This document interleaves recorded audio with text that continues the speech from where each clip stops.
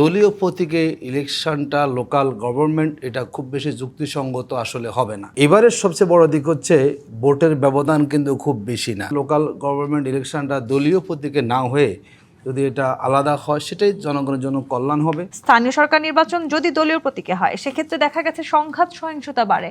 জামায়াত ইসলামী কি চাইছে এই মুহূর্তে? দেখুন, ২৪-এর ৫ই আগস্টে আমাদের ফ্যাসিবাদী সরকারের পতনের পরে সর্বমহল থেকে দাবি উঠেছিল লোকাল ইলেকশনটা আগে করার জন্য, এবং জামায়াত ইসলামী সহ অনেকগুলো দলই আমরা বলেছি যে জাতীয় নির্বাচনের আগে যদি স্থানীয় নির্বাচনটা হয় তাহলে আমরা বুঝতে পারবো ইলেকশনের পরিবেশটা আমাদের কেমন হয়, এবং যাতে জাতীয় ইলেকশনটাকে আমরা সুষ্ঠুভাবে করার সেখানে সুযোগ পাই। তো নানা কারণে তখন সরকার সেই জায়গা থেকে তারা পিছু হটেছেন। বিশেষ করে একটা বড় দল তারা চাননি বলেই সরকার তখন সেই ঝুঁকিটা নিতে চাননি। এখন এসে আমরা প্রথমে শুনলাম যে খুব অল্প সময়ের মধ্যেই ইলেকশনগুলো শুরু হবে, কিন্তু জনমনে তখনই একটা আশঙ্কা তৈরি হয়েছে যখন দেখা গেলো যে গুরুত্বপূর্ণ 6টা আপনার সিটি কর্পোরেশনে দলীয় প্রশাসক নিয়োগ দেওয়া হয়েছে।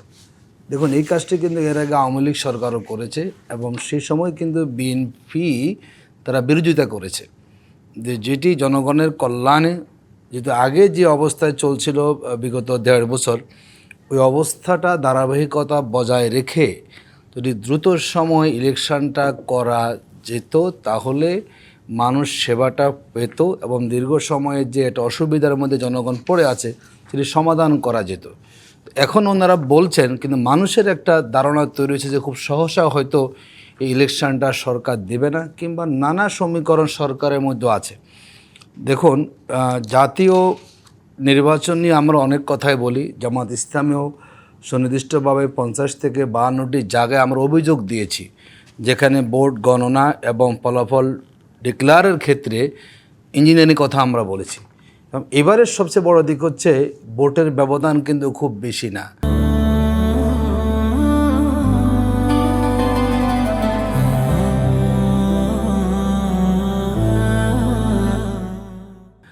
আমরা দেখলাম যে জামাত ইসলামী এবং বিএনপি যে 222টা আসনে ইলেকশন করেছে দাঁড়িপাল্লা এবং দানের শীষ, সেখানে ভোটের ব্যবধানটা মাত্র 10 থেকে 11% মতো।